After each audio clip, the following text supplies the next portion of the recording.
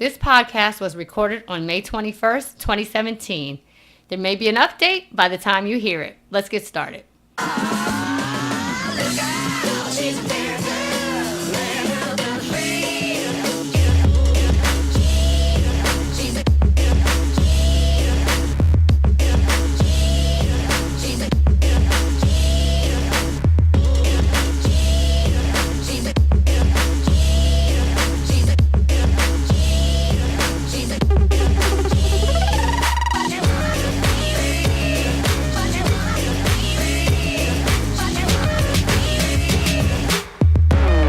Black Women Talk Politics. I'm Sheila Clark. I'm Sabriya Williams. And we're joined today by Michelle Hudgens and Natasha Wilkins. Welcome to the show. So, it's been 2 weeks since we've been here, right? And it's been... a lot of stuff.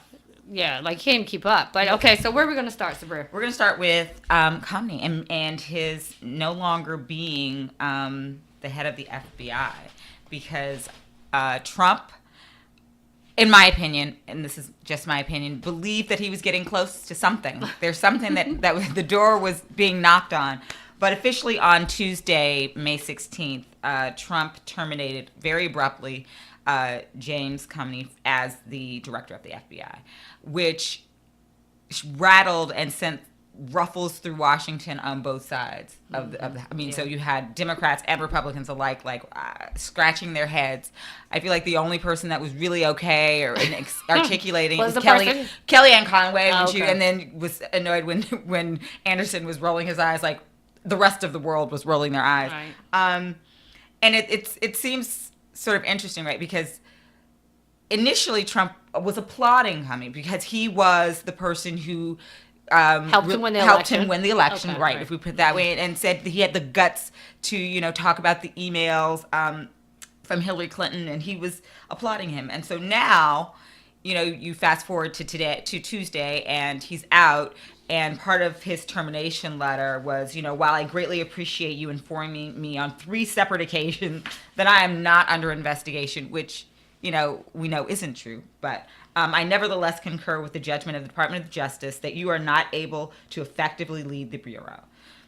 I mean, I don't know about you. It just seems odd that now Sessions, who's an appointment for the President Trump, and then the Deputy Attorney, Rod Ronstein, have pushed for the dismissal. Well, the whole thing is just... it really is a good example. The firing is true, but the rationale is truly fake news. And I think because, we saw the rationale change on multiple occasions. And, it's interesting because, Rod Rosenstein basically wrote this memo. Right. And this memo was supposed to be, at first, the reason. Like, I did this. I fired him based on the recommendation of the Assistant Attorney General. But in actuality, as it came out with Lester Holt, no, I pretty much had this in mind before. Right, it was going to be done, right. And then it came out, even Rod Rosenstein himself said when he testified in front of Congress this week, he said, no, I knew the dude was going to be fired. He said, but I was asked to put together a memo, with my opinion. So sure, he said, but he wouldn't want to know. He said, this was not rationale for termination. This was not a legal breach. This was my opinion on how really only the Clinton investigation was handled. That's what I saw mostly.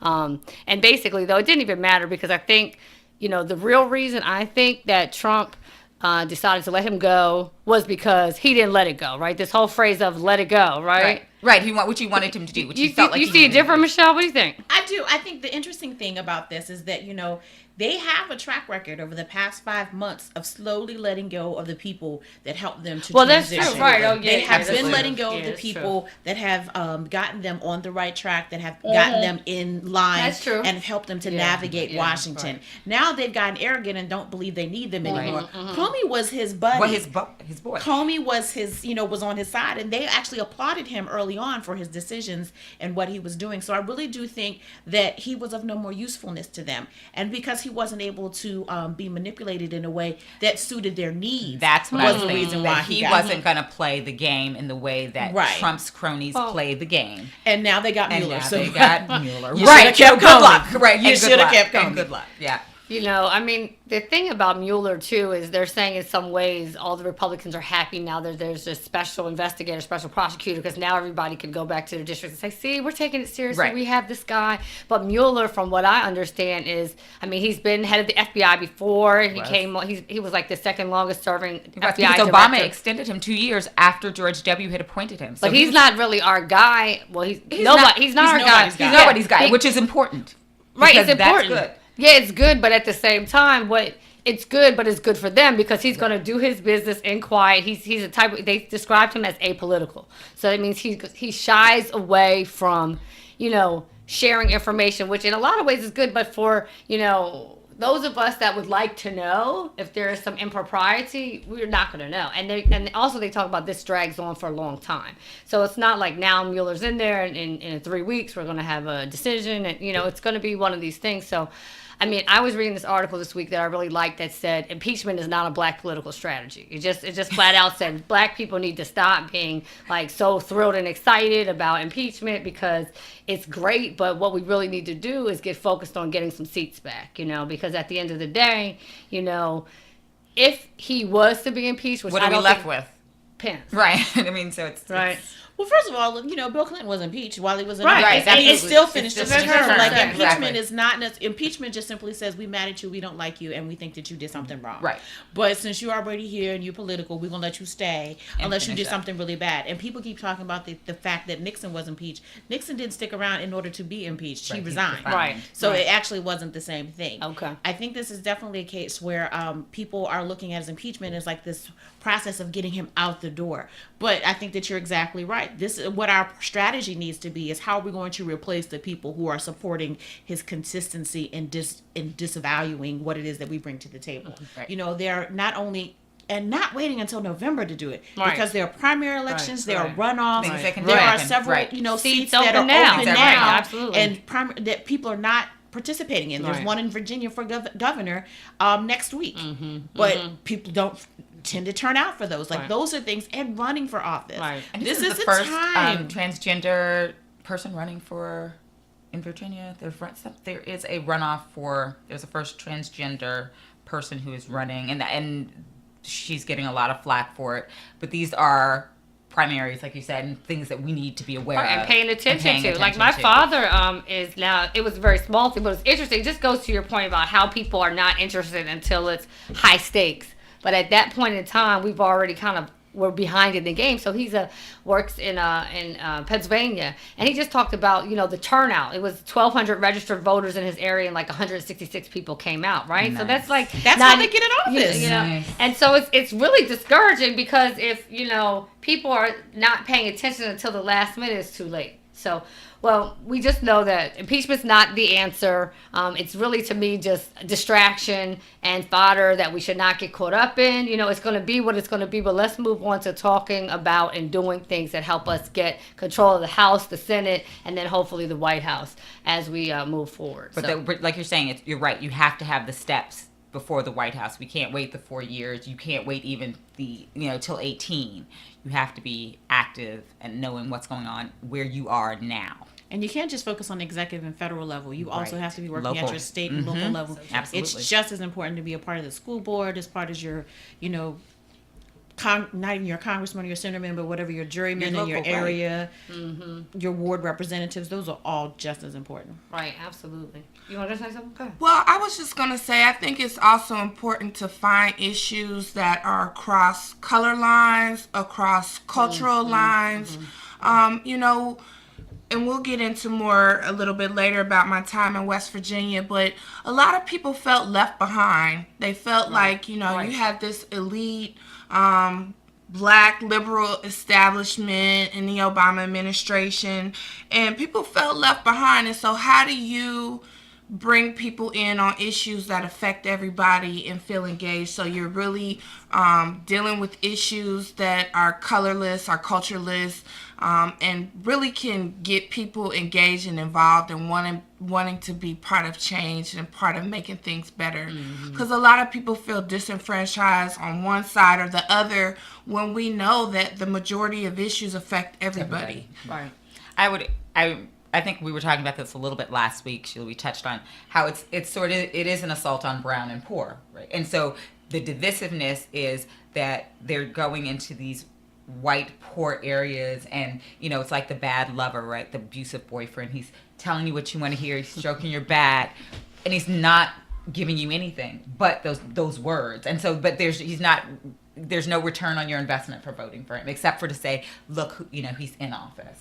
And so for us, we know the assault for the brown people, what we believe it is, but we're not the enemy of each other. And we need to, and so you're absolutely right. There has to be, because if we all came together, the poor and the brown, the people who were really disenfranchised, and came together and figure out what we wanted our language to be, what we want our voices to say, we'd be a force to be reckoned with. And that's what they're afraid of. And that's why the divisiveness the divide is necessary. Well, kind of picking up, too, on what we talked about last week. So we were talking about juvenile justice last week, and our guest was Jama Michael. Shout out to Jama. Thank you. And she was really talking about how juvenile justice has made several positive reforms, and how, with the new administration, a lot of that could be rolled back. And so Jeff Sessions, of course, who's our Attorney General, who was not put there by us, obviously people that supported him were Trump and his folks. Well, the thing is that he put out a memo on May 12th or so, where he directed over 5,000 federal prosecutors to pursue the most severe penalties possible, including mandatory minimum sentences, to try to return us to the war on drugs. And what does this mean? This means that nonviolent drug offenders would be subject to these mandatory minimums that were basically part of what Obama and Eric Holder, had rolled back and said, this is why our prisons are overpopulated by black and brown people, right? And if you are a nonviolent drug offender, it's usually an economic issue. It's usually an issue of addiction. It's a variety of different issues, but these are folks that could use treatment, jobs, definitely not rehabilitation, being in just overcrowding the prison population. In my opinion, since prison is a business, this is something brings that us back to, the capitalism and the desire to create more prisons, et Prison cetera. industrial complex. Right, exactly. And he's doing this at a time where jails are not being filled as much as they were. Crime is on the downward spiral. I mean, it's not there is no threat.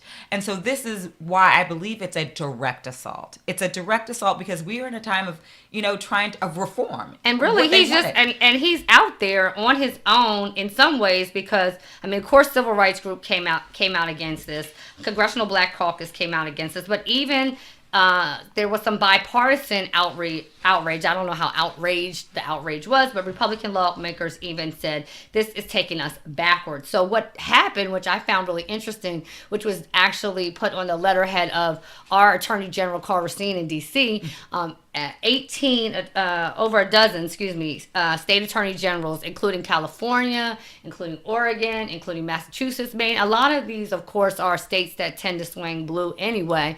But there were also some states, I believe Texas was there, and this memo basically said, hey, Jeff Sessions, we think this is wrong. We think this is taking us in the wrong direction, that we would like to meet with you to talk about why this is going to disproportionately impact black and brown communities. And so I was encouraged to see that there was some response. But of course, a dozen or so is not 52. You know what I mean? And so what does this mean? And I constantly talk about the movie 13. And this to me is exactly what that movie was about. Well, we're going to create more and more ways to lock up folks instead of focusing on the most violent offenders, right? Because we know in prison, generally speaking, it doesn't work. It doesn't work, right? It's been proven to not work. It's very expensive, and it's very detrimental to communities and families. But it's when you bring in the business piece, that's what this is. So this is about and if you think of it big picture, so they're looking at the brown and the poor to be locked up, and because it's not anybody. So it's their controlling mechanism. I mean, do you know how detrimental, the laws were that were rolled back by Obama. And I mean, it was to family structure, to the communities as a whole. But this, those are all very, good points. It was detrimental and damaging, but the original war on crime wasn't actually a war on drugs. There was no war. It was a manufactured. It was a manufactured condition that allowed them to impose harsher sentences because they had several empty prisons sitting around the country, and they needed to make sure they were filled. Then they also made it a for-profit venture, and so that they then began to privatize prisons. Now at this point, you have more and more people because you have more public grants and programs for people to rehabilitate, revitalize, and reform their lives. So now there's not as many people that are going into the prison system for some of the crimes they used to go into. And then so many of the crimes have been neutralized and or have been reprogrammed, so they're not necessarily the same level of crime anymore. So you don't have the same kinds of prisoners anymore. The next wave of industrial imprisonment is actually, at home imprisonment, electronic imprisonment, but you have to have a system to feed into that. And so right now you have a system that is keeping people in formal prisons. Informal prisons, they need a new influx or a new feeder system for that. And so that's why you have to reverse the crime structure again to create a new feeder system. And that is what this is really all about. It's really about big business. It's just like big pharma. Absolutely. It's one of the things where you've got a manufacturing environment in which you can survive so that people can continue to make money off of our backs. And the unfortunate part about, all of this is unfortunate, but when you think about what happens when you become convicted as a felon, how that impacts the rest of your life, whether it's your voting rights, whether it's employment, whether it's your housing. So it's detrimental on every level. But you know what I said? This is exactly what we knew he was going to do. This is why it was a problem. This is why I had a problem with Condoleezza Rice and these other people, publicly saying, "Oh no, he's changed." That's what they say. He's changed. No, it's the same stuff. Reinvented in 2017. It's racist. We knew he was a racist. But it's not him, though. That's the one thing. I think we continue to give President Trump way more credit. I'm talking about Sessions. I'm talking about Sessions. And all Sessions. Yeah. That's exactly who he is. Right. And I put Condoleezza Rice out there because she's from Alabama, where he's from, right? And she's he was... When they denied him to be able to serve on whatever judiciary panel, whatever it was, I don't know if it was Supreme Court, I can't remember what it was. But when they denied him based on him having a history of racism, that was him back then, 20 years ago. He's not racist anymore. So, he sits right beside me here in the chamber. He came to my birthday party. Right. So I'm like, Connie, please. Girl, please. Girl, bye. Well, I think a good segue from the criminal behavior is now talking about how they're the injustice for this K through 12 budget. We know Betsy DeVos has never ever been a fan of public education. She's never been an educator. So for her to have this role is interesting anyway. But when you think about what the $10.6 billion that has been proposed in this budget to be cut for K through 12, it's an astronomical number, but you think about the program. So it's the 21st Century Community Learning Centers program, which is before and after care. So, who is that affecting? Who is? It's a direct slap in your face. If you are a working family, you're not singular. We're a working family. Aftercare is ridiculously expensive if it's not subsidized. But community learning is actually more than just before and after care. Right. It's the supplemental services, because when you look at a child's educational environment and what they come to school, how they come to school prepared to learn, sometimes they've not had food. Sometimes they haven't had basic medical care and they have their teeth hurt or they can't see, or perhaps their parents have an issue and they need to be educated and trained. Those wraparound services that contribute to the learning environment for a child is what is supported by community learning centers. And when those things are not there, you're then asking people to do even that much more with less. And our students can't afford less because we already underfund public education by billions of dollars.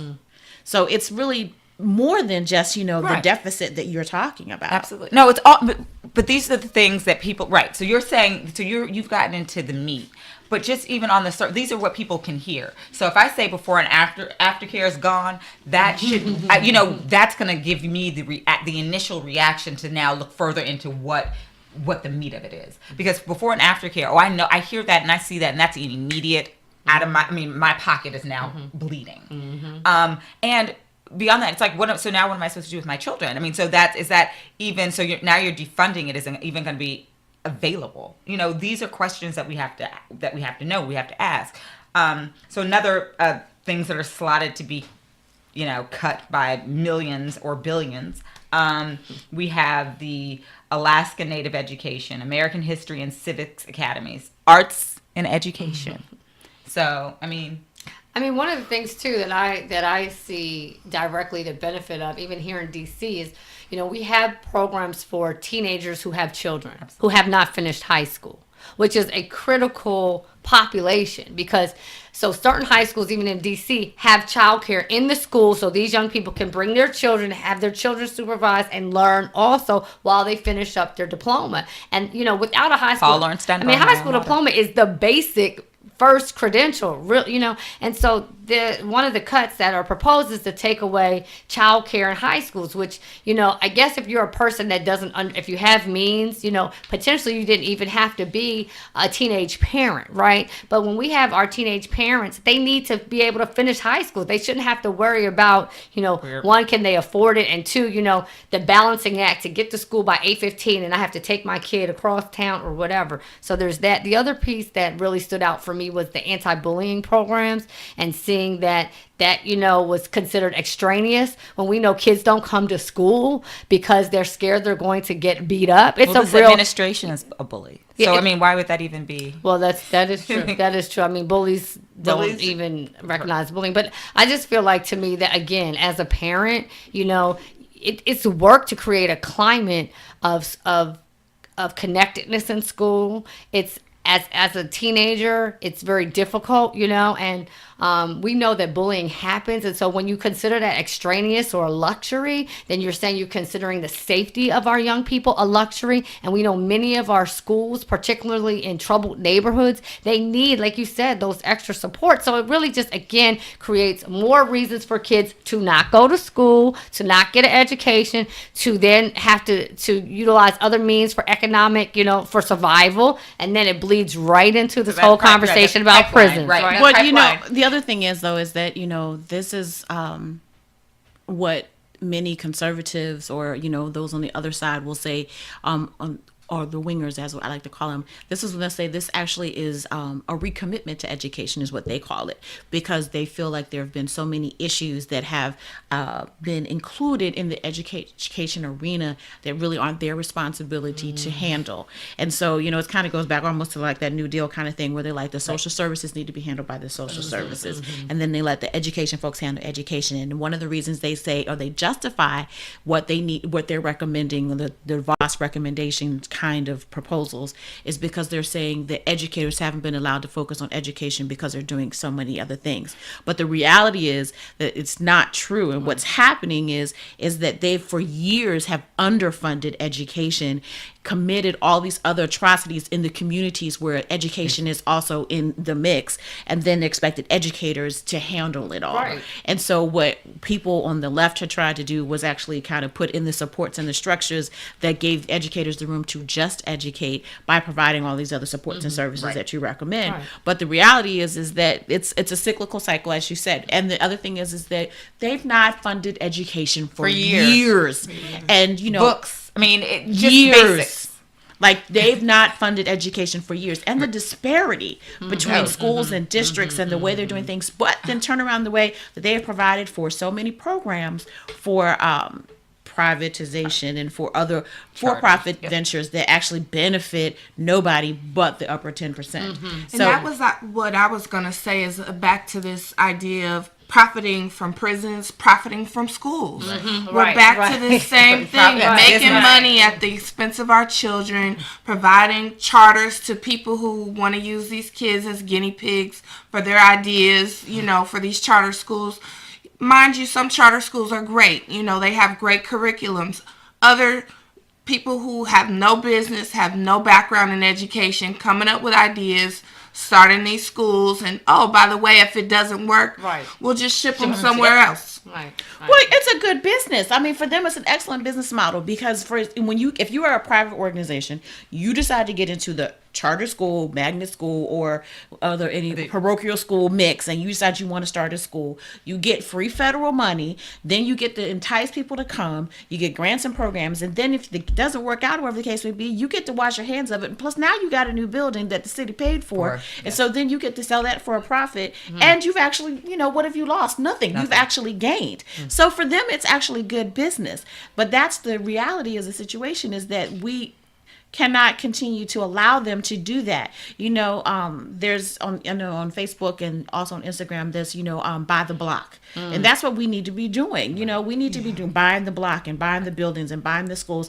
and doing our own programs, so that we're not just allowing individuals and communities and those private investors. When you know that charter schools are a good buy, when you have investment firms and 401ks and other firms looking at them as investment models, that has nothing to do with education. Right. Or the children, right? The children. But the reality is that that's what they want us to believe, that but we're all for education, and they talk about the things, and we'll talk about this later. But we talk about all the things that they say they want to do that they actually don't have any power to do in the first place. But it sounds good and looks good and makes you think you're doing something for their benefit. Absolutely. Yeah, it's concerning. I mean, education and like you said, the supports that one needs to be able to be educated. We can't you don't get the child, you don't just get their brain when they walk in. You get, you get their whole whatever they're body bringing from home. You get their teeth, you get their stomach, you get their emotional need, and you got to deal with that whole child and that whole family. And I think this is the time where, again, those issues that go across the board, that, if Democrats or liberals need to be advocating. Do you see what's happening? And look, it affects everybody. Right. It's not just a color thing. Exactly. I mean, public education, I think, is a great rallying cry, because it impacts from county up here rich to the county here poor, west, east, what have you. Public education is a basic right, and it should not be compromised. And it is more than just like you said, the education piece. The social needs are there's a reason why they've been linked. And so to try and separate it and just making sure, no, we're just going to do the education piece. There's no such thing, because we get the whole who's coming in with their need. Okay, I'm in and I've had these same pairs of jeans for 2 weeks now. So then yes, the teacher has to be, the educators, the system has the tools to deal with the whole person. And that's why I get concerned. I know we're going to switch gears in a second, but that's why I get concerned when you have people who are leading the education department that are, first of all, are extremely wealthy, so they haven't known need firsthand. Second of all, have no education background. Third of all, their desire is to push their religious beliefs into an education system versus just understanding and recognizing that that's not the role of the school. The role of the school is to focus on educating our young people, helping our communities, helping our families be equipped to educate, all that stuff. So I think I want to challenge you. Okay. Be careful of using the broad brush, because there are a lot of people who are very rich who have not actually had bad experiences or grown up poor, that actually do right by public education, do right by public schools. And you look at the Gates Foundation, they do a lot of great work. That man is richer than God, right? But he does not exploit that to his own benefit. But he's also not the head of the education department either. But he could have been. And maybe, because she only got there because of donation and because of her input. Right. So it's just a matter of who, But reality is that whether he is or isn't, he's done more in the education space to support the advancement of young people, technology, new ways of learning, curriculum advancement, even support for teachers in education and pedagogical development than the education department has. Okay. I think this also brings us back to that point about it's not just about Trump. Trump set up a structure and an institution with a lot of strong forces, Betsy DeVos, other appointees, Jeff Sessions, that even if we impeach him, what he created, the structures that he created, it's like a machine. So it's bigger than him. And it's important that, again, to this point about how are we taking back seats?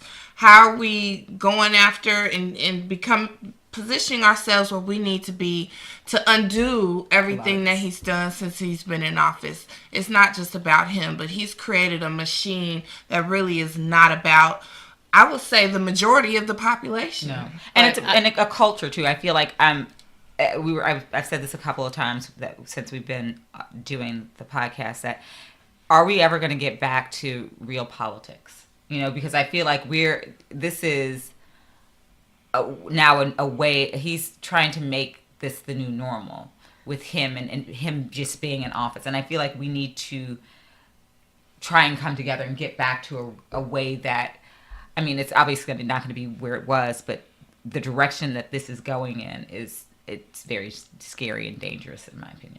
Well, one of the things, that I wanted to kind of talk about, to wrap this segment up and move on to the next piece, because we're talking about getting seats, right? And to get seats, we have to vote. And we have to have lots of people out and voting. And so one of the things we do want to pay attention to is on Thursday before last, President Trump signed an executive order, one of his favorite mechanisms, called the Presidential Advisory Commission on Election Integrity, otherwise known as a way to suppress votes, right? And the person that he's selected to head up this commission is someone whose name is Kobach. Kobach is this gentleman's name, and this person has had a history of being of authoring racist policies. So the ACLU refers to him as the king of voter suppression. Kansas State Senate Minority Leader called him the most racist politician in America today, right? Southern Poverty Law Center calls him the lawyer for America's nativist movement. We know what that means, right? Which is the old way, back to the good old days. Right. Okay, so this gentleman has actually was one of the people that were very involved in authoring a very famous law in Arizona, which was called SB 1070, and this law was also known as the Papers, Please law. So this was a law that actually was challenged all the way up to the Supreme Court in 2012, which demanded that immigrants, right, could have to carry, kind of like slave papers, right? You had to carry your papers around, and if the police chose to stop, you had to show your papers and just prove that you were here legally. And if you weren't, well, then you know what might happen. Deportation, ICE might come a visiting, what have you. So now this is the guy now that's head of the Commission on Election Integrity. So based on his history, what do you think his future is going to look like, right? He's going to be trying to create a policy that does the same thing, restrict and remove. Right. This is just a disguise. I mean, this is another language thing where it's just code for we're doing voter integrity. No. Right. So we have to pay attention to this, because this is all about the setup for the midterm elections. This is all about the setup for Trump's next run, which it's all setting course for, and this whole thing was established and predicated on a lie that millions of people voted illegally. That was the lie that was told to make this be worth our time, I guess. But even Kobach, in all of his crazy ways, he's been looking for voter fraud since 2015, and he's found 8 people. Now, I don't know how many thousands and hundreds of thousands of dollars have been allocated towards this, but the people that he found, at least the one that he found recently, he wasn't even trying to hide it. He wasn't voting illegal. He didn't know. This man went and got his citizenship and went to vote. And then they said, oh, he's already been voting. And then he was like, oh, I thought I could vote because I have, this piece of paper or the other. And so it turned out to be a mistake. So there's not this whole conspiracy, and it's really just. And the other 4's last name were Trump. Right. All right. Right.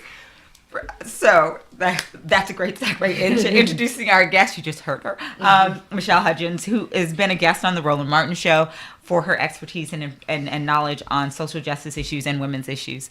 Hello, Michelle. Can you tell us a little bit about yourself and your work? Hello, ladies. Thank you for having me. Thank you for having me. I've worked for years, for over 17 years here in the Metro DC area, working in public policy around social justice issues.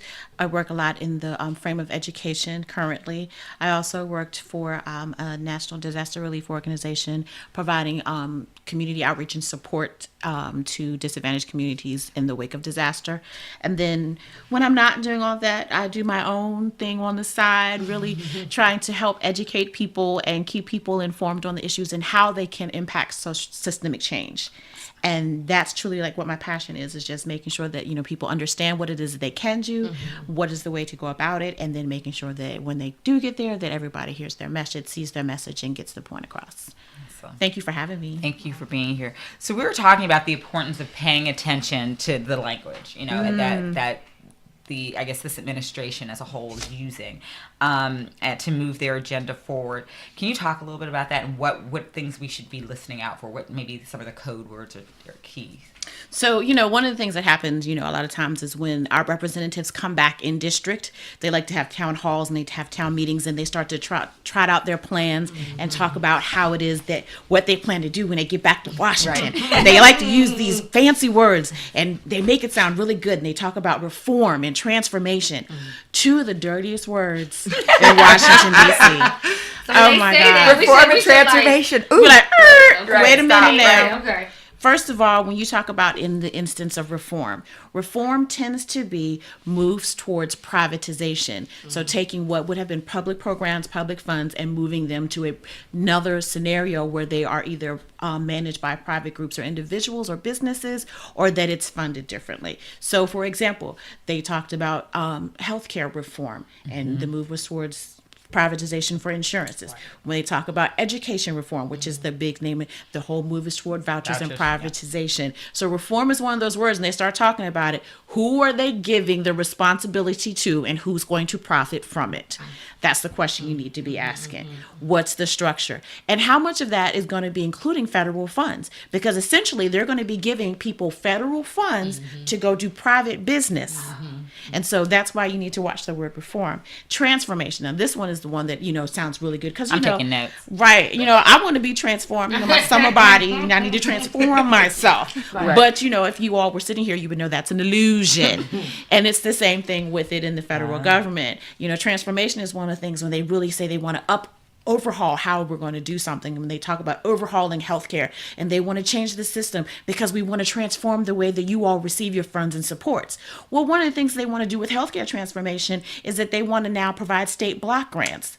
But the reality is that state block grants don't actually give people more for their money. They actually get less. So with a block grant program under transformation, a state gets a certain amount of money, and however many people are in that state that require that Medicare and Medicaid money, they get it until it's gone. So if you have an existing condition, a pre-existing condition, or something that's going to require you to go to the hospital 3 times in a year, if the money's gone, it's gone.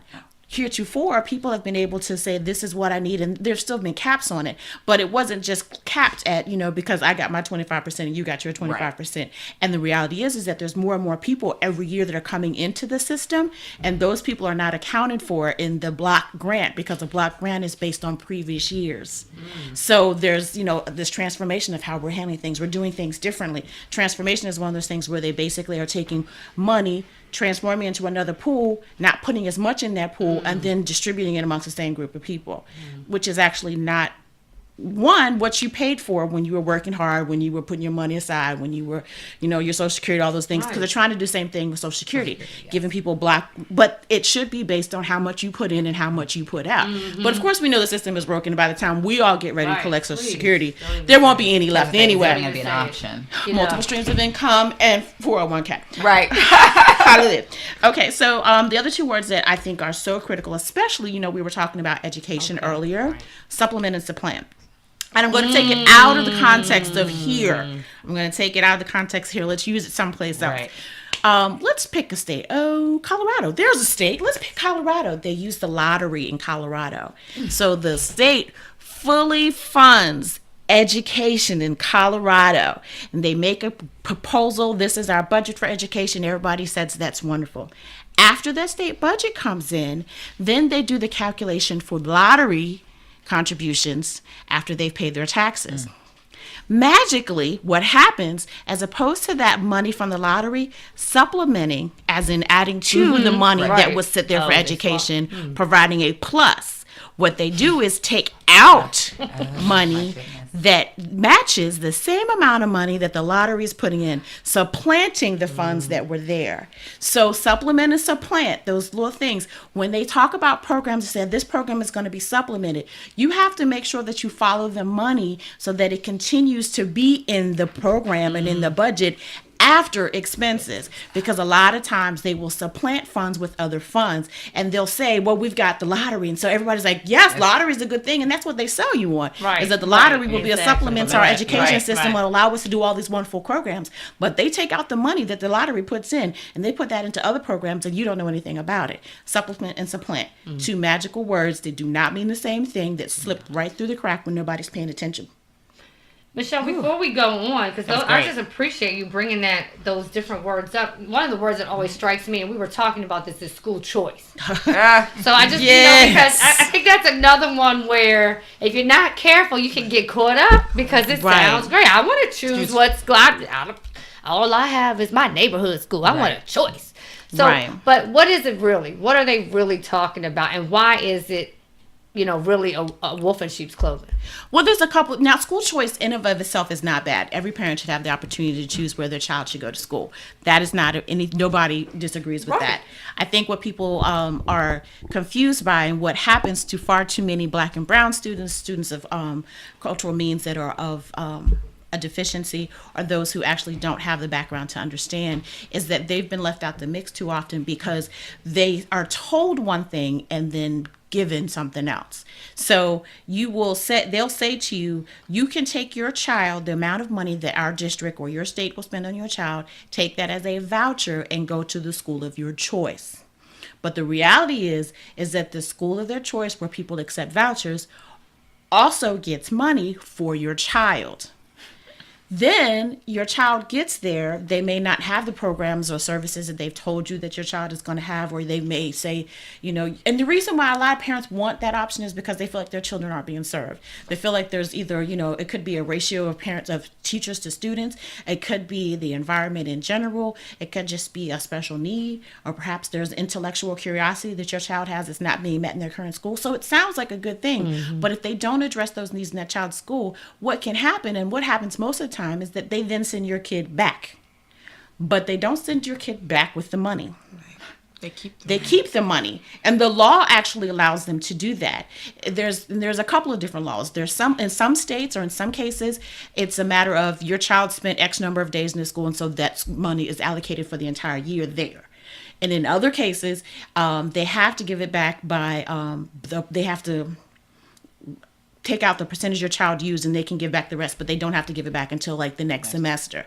There's different ways that they can go about it, but the reality is that they send your child back to a district that then still has to deal with your child, but then your child is not eligible for other programs because they're now full, because the school year has already started, so your child doesn't get the support, the programs that they need, because those programs are full, or they can't afford it because you took your money out, so your child is actually not eligible for those other services. And the other thing that happens is that because there were such a high percentage of parents that did that, the district actually doesn't offer those programs anymore. So it really does, because the reality is that if they say your child, our district spends $75 per child, the reality is they spend way more than that. But that is the calculated percentage for basic services. They don't talk about all the other things that come into that. And so when people take money out of the system, they're not just taking money out for their child, they're actually debilitating the entire system.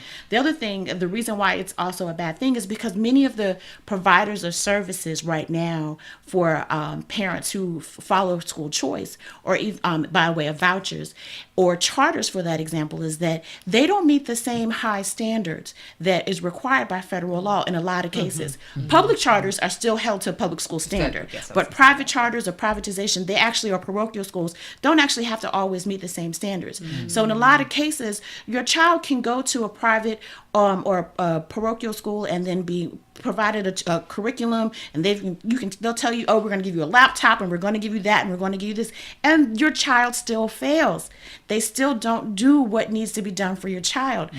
Now you also are tied up in this mix. You got to get them back into the district. The district is full. You got to wait for the right school to get into. It kind of creates like a snowball effect. But it also actually doesn't serve students, because they're not educated. And you mentioned this earlier. They're not educators. Right. They don't actually have the pedagogical expertise to deal with the intellectual issues, the way the students learn. They don't understand the Common Core standards and curriculum. That is the basic principles that everyone has agrees, which we got to talk about Common Core for a second, because I do want to talk about something in your present on that. But they don't have those basic tenets because they're a for-profit business. They have business professionals, CEOs, executive directors who are running schools who are treating your child and treating the education system like a business. And it's not. Learning is a very individualized and specific protocol that is different for each child, and they cannot do that when they have been moved from a public school system to basically an education factory or machine. And in a lot of cases, what happens is that districts or a school will say, oh, we're so successful. There's a school, shall remain nameless, it's in another city, I shall remain nameless, Chicago. And, they have been lauded for their ability to graduate 100% of their graduating class and send them off to college. And they get money and grants, and people fly in and just throw money at them for their ability to do that. But the reality is that if you look at that school's freshman enrollment class and their senior graduating class, it's less than 50%. Wow. Because they have weeded out every child that had a behavioral issue, that wasn't meeting the standard, that they didn't want to deal with, that was going to buck the trend. And so they kind of cherry pick. Now, any educator will tell you, if he or she could pick their class, if they could pick who the ideal student and say, these are the ones that I want to teach and this is how I want to teach them, they'd all be successful too. But the reality is that that's not the case. Even with charter schools or where you do lotteries in schools, people get to, think about this. People are picking and choosing which kids they want to deal with. Public schools have to deal with everyone, and they do an exceptional job. Really, now, I'm not saying they're all perfect, but for what they have to deal with, because you really have, I was in a district a couple of weeks ago, and there was a young lady, and her mom works, early morning. So her mom goes to work at 4:00. So she gets her brothers and sisters up. She makes sure that little ones get to elementary school. Then she makes sure that the middle ones get to middle school. Then she goes to high school. Then she works because she's in a academy. And so in their academy, she's actually learning a trade. So she works. Then she gets off work. She goes back and gets the middle school one. She goes back and gets the elementary school one. She gets home, cooks them dinner. Then she goes to work again. Then she makes dinner for her mom. Her mom comes home, does 4 hours of sleep before she goes to her second job. And so basically this is a 16-year-old that is raising her brothers and sisters and herself. And she's going to college. I'm like, I can't get myself up and dressed as a grown woman. But this is the case. I was in another district a few years ago, and we were doing, it was Read Across America, and we had a sponsorship. And so we were giving out toothbrushes. And so the big molar, we had a guy dressed in a costume, looked like a big molar, and he was showing the kids how to brush their teeth. And I was like, you don't want to, brush your teeth with because all the kids were like, and brushing their teeth. And she said, no, I want to save it. I want to give it to my mom because we only have one toothbrush at home. Wow. That has nothing to do with education, but if you don't think that impacts how that child interacts with other students, if the fact that she probably does not talk because she thinks she has bad breath, that she has bad teeth and she can't even, she doesn't feel well, so she doesn't eat, that she actually, as a kindergartner, is worried about what is at her home for her parents and what they have and how that's more important to her. And then we're expecting her to learn and do all these other things and perform and then take a standardized test. Right. And so the CEO, who is now having the factory schools, has no ability to even deal with those matters because they doesn't pay attention to them, or doesn't care. Well, I mean, this goes back to our earlier conversation about why community support pieces in the education budget makes sense. We talked about, like you said, dental care. I mean, this was the perfect illustration of why you can't just. Well, we're only going to deal with the brain, and did you read or not? When you're hungry, you don't have basic needs. You can't. Your mind is not ready to learn. You can't read if the lights are not on. Yeah, right. So I mean, you cannot read in the car in the dark because you sit under a street light. Let's be clear. Right. Like these are very basic things. Like kids cannot do their homework on their computer if they do not have electricity. Right. Or internet, and that's a whole nother thing that's coming. Or internet. Right. Which you don't get in the car that you live in on the corner. Michelle, you were also talking a little bit about the fact that there's still a lot going on. And, we started this podcast off talking about Comey and Russia and every news circuit. That's all they want to talk about right now. Right. Meanwhile, behind the scenes, Pence and other the folks, Wizard of Oz effect. Right, they're still doing stuff and they hope really you don't pay attention. Right? Because then you just, Trump, and Russia, while we just, move our agenda along. happens. So, Michelle, tell us a little bit about what's been going on that the public might not know, and really what we need to pay attention to. So this is one of the things that I will tell you I got from one of the resources that we talked about and that we'll talk about again later. But there was this little known contract with America. It was during the 1994 congressional electoral campaign. Newt Gingrich was the minority whip and everything. And so there was this little provision in Contract America when they said, if we win, this is some of the things we're going to do. One of them was a Congressional Review Act that they actually passed in 1996. So with the Congressional Review Act, what happens is they're able to go back 60 legislative days, which in this case for us, if you look back 60 legislative days, because Congress is not always in session. They're always on recess. They're always back in the district and on recess. So if you go back 60 legislative days, it actually goes back to June 2016. And in that time, they've actually gone back and have reversed over 13 laws. Wow. Right. I'm still tripping that you said 60 legislative days. Goes back It's to like June. basically 365 regular days. right. You know what I mean? Almost a year. Let's talk about that. Let's talk about that. So, That's the job I want. right. And back in there were 60 legislative days and still get paid as much as I get paid and have the health insurance program. Oh, hello. Right. Oh, okay, but that's another Another show. show, yeah. So the way Next that the week. Congressional Review Act is because they needed it in place, so it precludes a filibuster because and so it changes the majority from 62 to 51, from 60 to 51. So they no longer have to have a majority. It's filibuster proof. But some of the laws that they have reversed, I'm going to just tell you 5 up front, and then I'm going to let you marinate on those for a second. So one of the laws that they reversed says that states can withhold federal Planned Parenthood funding under Title IX to any jurisdiction that's within their borders. So basically, they've given states full power to not fund Title IX and all those family planning skills. So that does not mean just abortion. That means anyone who Anything. has health contraceptives. But we're also talking about mammograms. We're talking about Pap smears. We're talking about basic health. Healthcare. Women's health cannot be Any funded. gynecological issue. Right. Another one. States. Okay. So this one states can drug test those who are seeking unemployment or SNAP, which is yes, commonly called food stamps. So to screen out beneficiaries, So if a state decides that they want to drug test folks who need food stamps or unemployment or unemployment, they can. If as a screening for beneficiaries. Wow. Now, mind you, there Food was a stamps, study. just for make sure people know that is basic groceries. So if you're positive for some type of drug, you can't eat. Right. Now, there was a study that was done by this group called Think Progress, and they examined, they didn't examine all states, but they just did a sampling of states. So out of the 6 of the 7 states that they sampled or analyzed for this, the rate for drug use amongst those that were seeking services for SNAP or unemployment was less than 1%. But somehow or another, Congress thought that this law was so important that they voted on previously that they had to roll it back. Because basically they had said they had already voted on it. It had already passed. It was due to be implemented so that states could not test people for minute things. But I don't know why there's this fascination with the poor and drugs. I mean, because there's so many wealthy people that have a serious drug problem, and we don't see any of these types of it's just like they continue to tax It's and another tax stereotype that they've thrown in. Y'all ain't mad yet. But how much y'all does little it cost mad. to We're drug right. test We're not. people? Y'all And who's making money from the testing procedure? Oh, it's Exactly.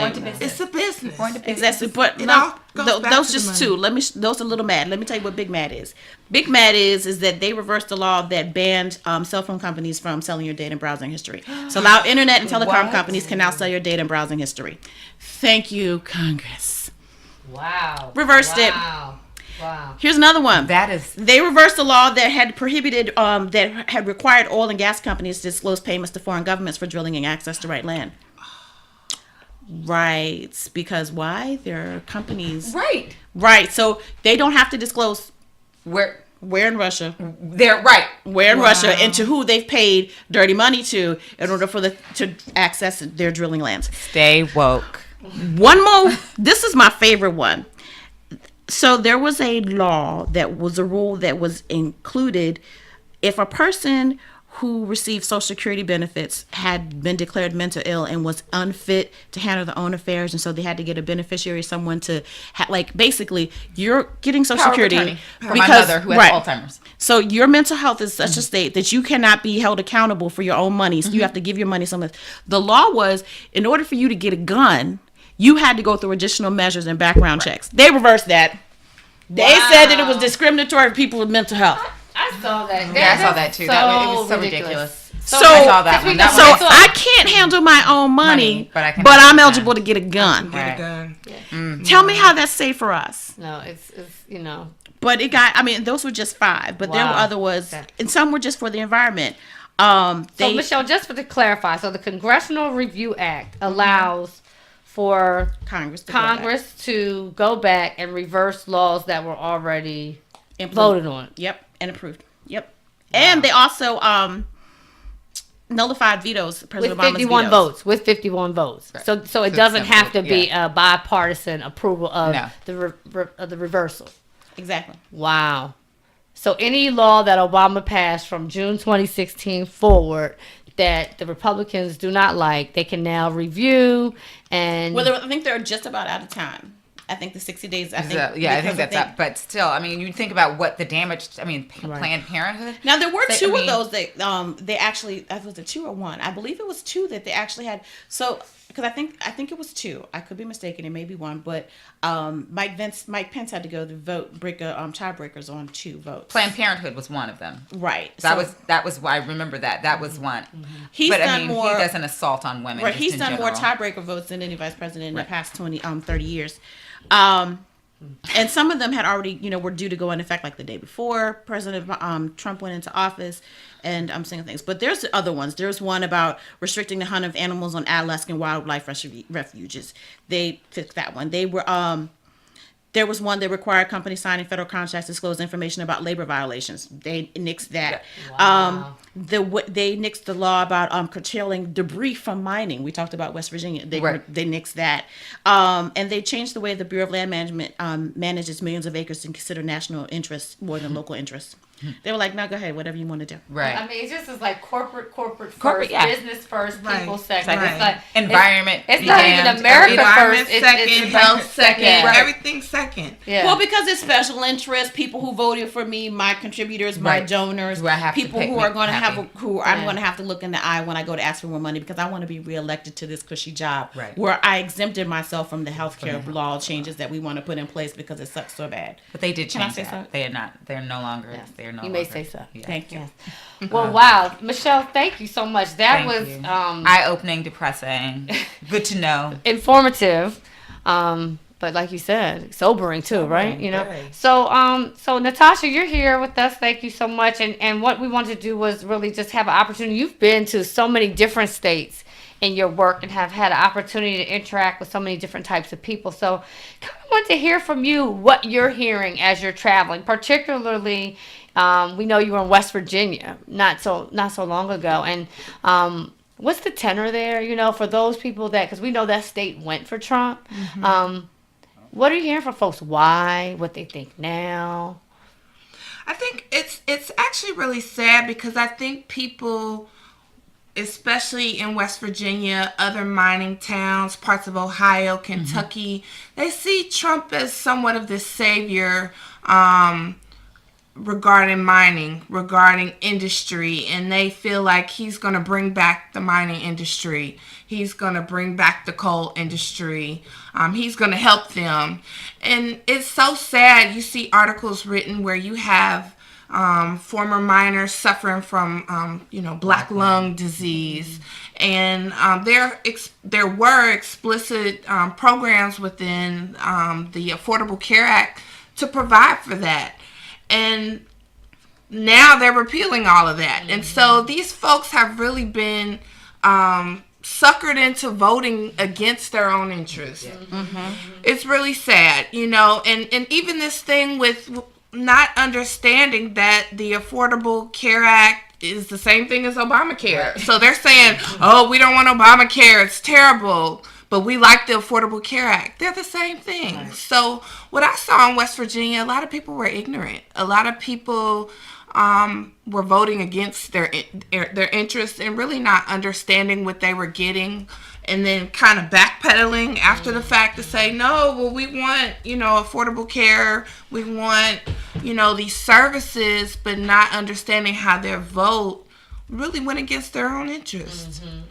I mean, I just think it's sad also because it's the coal mining industry. It's impossible for it to even go back to when it was thriving, and it's archaic. It's not even an option. And so the lie that was told, it's like you said, it's detrimental, and it goes against their own interests. But it's a lie. It's impossible for us to move back. It's actually exploitation. Yes, absolutely. That's exploitation, absolutely right. but it's the same exploitation that mindset that they use to reintroduce slavery after the Emancipation Proclamation. Sharecropping. They did sharecropping. Right. They put in this imaginary tiering, and so somehow or another, in their mind, they've been sold this bill of goods. It's not actually true. Because even when coal mining returns, they're not. These are coal miners. They literally go into the mines, but that is not even the process that coal mining goes by anymore. So even if coal mining comes back, their jobs don't come back.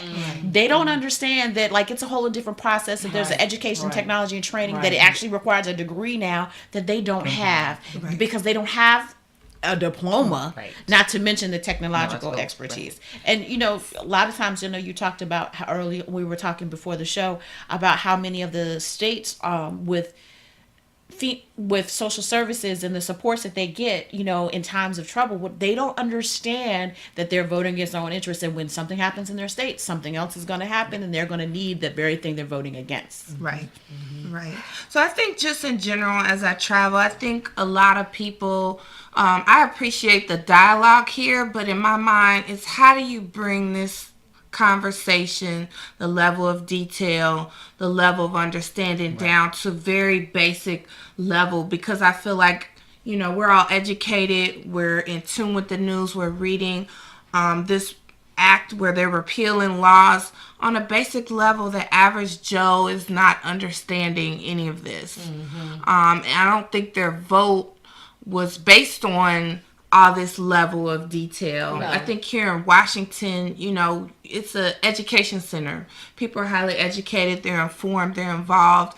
In Middle America, Ohio, where I'm from, West Virginia, you have working folks, a lot of people uneducated, and they're just trying to make it day to day. And so that will be the genius of the political structure that's really for them, is how do you engage them in a way that they understand cause and effect with their voting, with their needs, and who is aligned with your needs. I think people on a basic level don't get that. I think you're really right. It's not even, aligning to their needs, but them actually understanding what it is that they have. Because a lot of their needs they don't consider needs because they've had it for so long, because they've been part of a society, and the government has been such a place where it was people-centric, where it was constituent-centric. We're starting to turn backwards towards a place where it is no longer about the constituency. It's not about the people who voted for you. It's about the people who paid for you. And I think that's the difference. And they're never going to be, the people of West Virginia, the people of Ohio, the working class, they're never going to be the ones that are going to be in the position of being able to say, this is what I demand of you or expect of you, because they're not in the position of power unless they vote, unless they run for office, unless they show up for the town hall. And unless we band together, I feel like there has to be a coming together of, like the brown and the poor, because we're affected. And so, again, I go back to the divide that's been made, that's been put in. It's, go Trump, go Trump. But Trump does not care about you any more than he cares about me. He's his own interest. That is it. And so once we are able to get to, you say, give them the level of detail and understanding for all of us, I feel like that will be a coming together. And how we do that, like you said, that's the genius, to get everybody to come together. And kudos to you for having a conversation, because so many people move in and out of a state or a situation, and they don't even bother to find out what's going on here. That might be, how can I help? What can I say? What can I take back? Yeah, and I think it's important. That's where racism, racism, we see it as one thing, but I think racism can be kind of looked at through the lens of economics in terms of how it's used on a lower economic level. So you have these poor whites in, say, West Virginia or Kentucky, and they, through their racist lens, don't want to see themselves as, black folks, brown folks, with in regards to their economic issues, but they're really in the same boat. So Ray says, I'm going to vote for Trump because he looks like me. I feel more comfortable with this white man in power, when in actually he's not doing anything for them. As we said, they're being exploited. And so that's the racism at that level. Then there's racism where really it's about money, but we're going to color it with race, where we have, the prison industrial complex, where we have these laws, whether it's education, we're going to exploit race, but really it's about money, because if you're a wealthy black person, you're all good with us, but it's the poor folks that we're going to exploit. So really kind of being able to distinguish various dynamics and being able to see that. And again, I say that whether you're on the higher end of the economic spectrum, not the uber wealthy, but maybe higher middle class, being able to see yourself as a poor person and seeing your what you have in common there. So I think it's important, again, this togetherness, coming together, look at these issues on how they're affecting everybody, and they're affecting the overwhelming majority versus these uber wealthy who can afford before and after care, who can afford private education, really engaging in saying, how are we all affected together? Okay, well, that is really important. I appreciate having the views from broader than just DC, right? But, different parts of our country and what folks are saying, what's resonating, what's not. So the last segment, we always do something called Act Up, which is where we try to leave you guys with something that you can do or a way that you can stay informed. And so we're going to talk today about 2 websites that we think will be really great for you to connect with. And then Michelle's going to talk a little bit in detail about what you can do on each site. So the first site I want to bring your attention to is govtrack.us, and that's govtrack.us. And the second site I want to bring your attention to is called ProPublica.org, and I'm going to spell it for you, ProPublica.org. So Michelle, tell us a little bit about these sites and how folks can use them to stay on top of things. Well, okay, govtrack.us is my absolute favorite. I mean, I could stay on there all day long. It's like Google of government. It's incredible. So you can go on govtrack.us. You can see what bills are going to be on the floor for discussion this week, which ones are going in committee, which ones are actually coming out of committee, which ones are moving from House to Senate.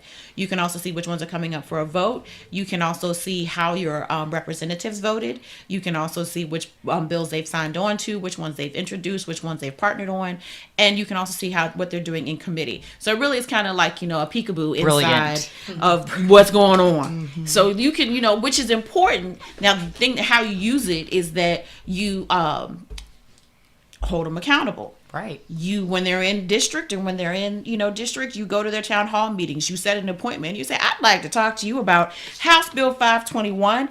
And it says that you're currently in support of that. Now, why would that be? Because, when you were running for office, you said you were supporting X, Y, and Z. And magically, they have changes of heart. They start to explain, because if you can't hold them accountable because you weren't paying attention, then you can't expect them to. Mm-hmm. But it's one of those things where when you can quote, as, the old folks say, number and verse, you get their attention. Right. And a lot of times people discount the power of talking to their representatives in district. But when you can catch your representative in district and ask them about what it is you're doing or expect from them, and then you also show up in their district office and say, I'm here on lobby day and we want to talk about XYZ, you'd be amazed at how much attention you can get on their behalf. And the other thing that happens is that when you're able to follow what they're doing and you can go back to the district offices, the district kids freak out, because there are a lot of young people, they freak out when people are like, this lady called, she was really, really mad. Can y'all call her? So you can actually make a lot of stuff happen that way, but it's amazing. I mean, you could go in there and see how they voted all the way back to as far as they were in office. Wow. I was telling you all earlier about Tom Price and how he was supposed to be, as a surgeon and as this, wonderful healthcare initiative focused person, but all he's ever done has been finance. The only healthcare interest that he had was when he bought some stocks in a company that he actually wrote provisions for. That's neither here nor there. But he's been on finance committees all the time, and that's what he's been focused on. So it's just an example of if we had used that better. Right. And, taking advantage of that information, that would have been another one. A good way for us to kind of maybe fight that back a little bit. ProPublica is a website that is, it's a group of journalists that focus on journalism for the public interest. So they're not associated with any particular website. So they are kind of nonpartisan, but they're not nonpartisan. They're definitely on our side. I take that back. They're left-leaning, but they do unbiased investigations. Which is important. Which is very important. So the things that you can get from ProPublica is that they do long-term investigations. And so they have several right now. They have a series about documenting hate, and there's 13 stories in it. And one of the most recent stories is about the California hate crimes against Sikh men yields prison terms for assailants.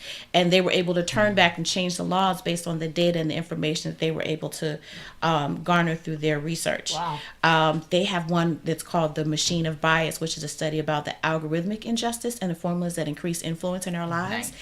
So it talks about how racial discrimination through like auto insurance premiums. So it looks at the numbers of how bias is being used, how implicit bias is being used.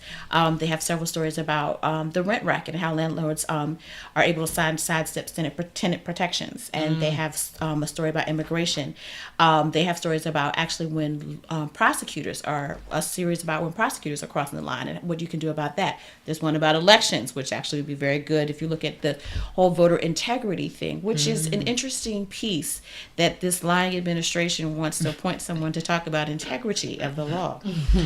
And it's a monitoring, it's talking about the monitoring access to voting in real time. So it's a continuous thing. There's one about dollars for doctors and insurance and wasted medicine. And, there was a story I saw recently about squandered healthcare dollars and how there's some diagnoses that people are being treated for because it gives them big premiums for their doctors, but they actually are non-diseases. Right. Patient privacy, restraint. So there's any number of different stories in there. But the other thing that ProPublica provides is that the data that you can put into, that they pull out of the stories, you can then pull that out. So if you are an organization or an individual that is looking to make a case or really looking to make a white paper or to lobby for legislation, you can go and find good solid data to use, and so you don't have to do it yourself. And that's one of the biggest problems that people have when you're trying to impact systemic change, is being able to prove your case. And so there's a place where you can find good substantive data that will allow you to prove your case, show the point, and also provide indisputable information, because a lot of times people will assume that you have a bias because you're on a particular interest, and you do have a bias, but that doesn't mean that the facts and the information isn't necessarily true. So I love those two sites. I get alerts.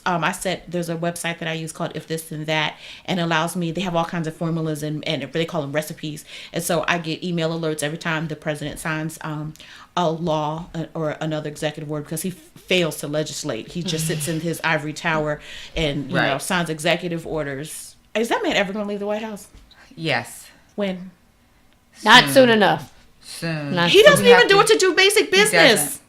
He stays. Well, actually, he does leave the White House a lot to go to Mar-a-Lago. Yeah, he does. And now he's in Saudi Arabia now, right? He's doing a Middle East tour right now, so he's gone. I mean, he went to Saudi Arabia, which ironically, he's one of the things he said was they respect family businesses. Really, that's what. But he did, and he actually did a talk about in where he was saying that evil, to Muslims, just saying how Muslims, we are not attacking you. Basically, it's just the evil that we are attacking, But so you still can't come into our country. No, don't come. So tell me, Saudi Arabia can, because right? Just like if this travel ban. This is the one thing I keep asking everybody. They said that the travel ban was supposed to be for 90 days, so they could study the way that the current laws are, and so then if there needed to be recommendations.